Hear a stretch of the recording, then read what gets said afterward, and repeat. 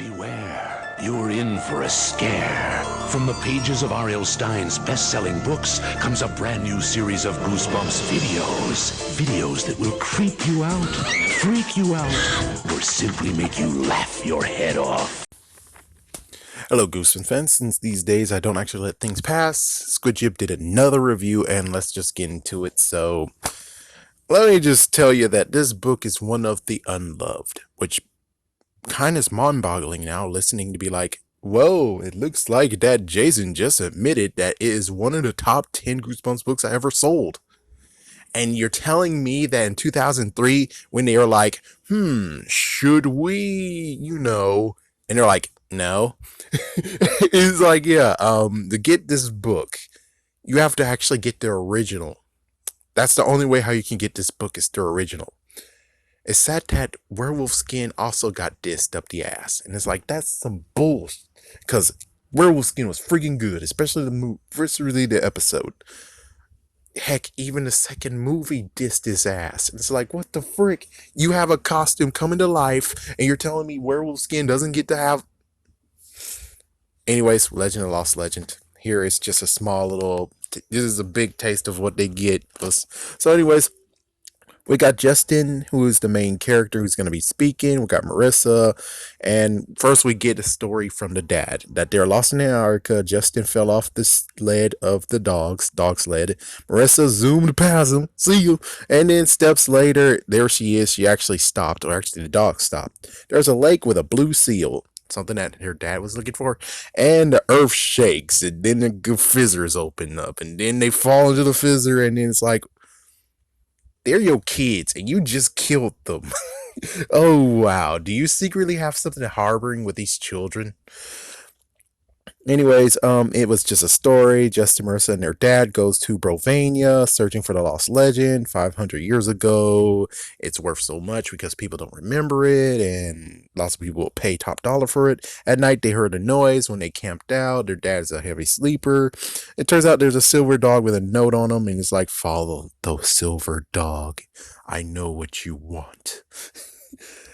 Wait, hold on. You know what they freaking want. And then it turns out, no, you don't. The frick. It's like, yes, I get he has an item that's pretty awesome, and I hope it goes in a horror town. But freaking damn, you don't know what they freaking damn want. What the frick?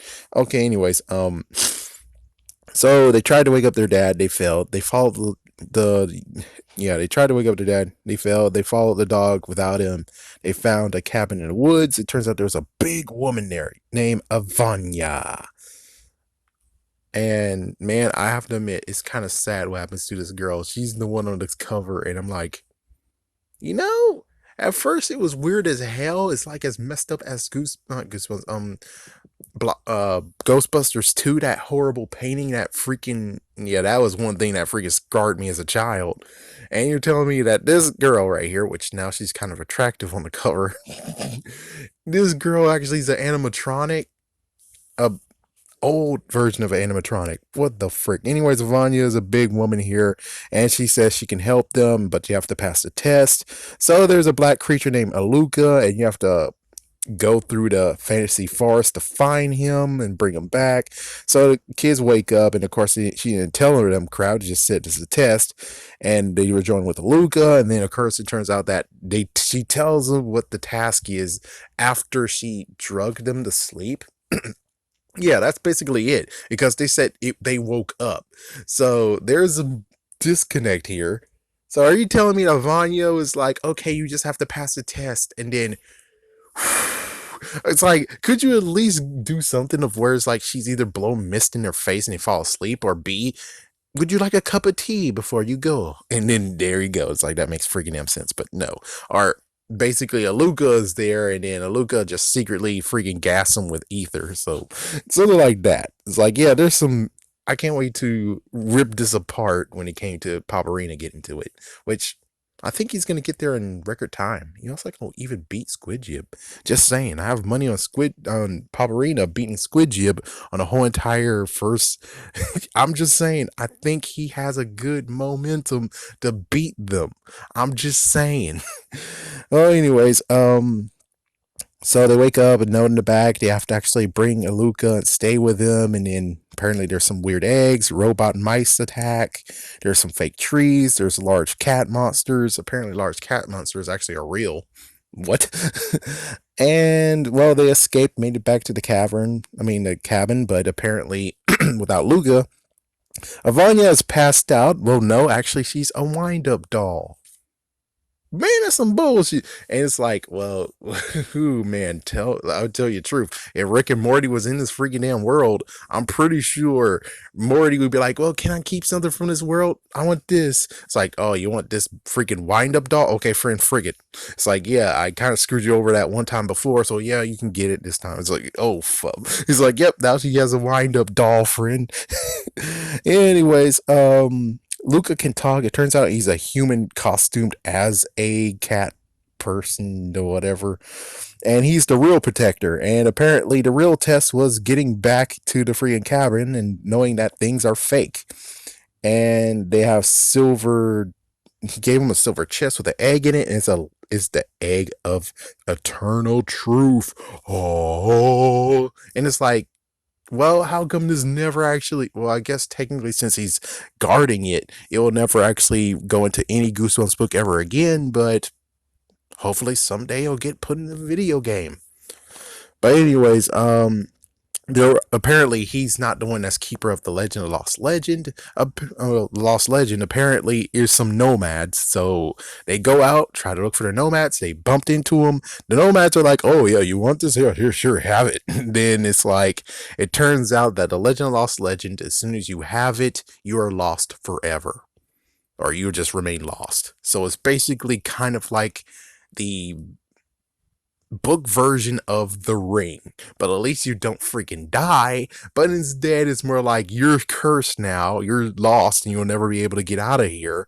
And it's like the only way how you get out of here is if you exchange it to someone else. Is that how the Legend of Lost Legend works? I don't know for sure.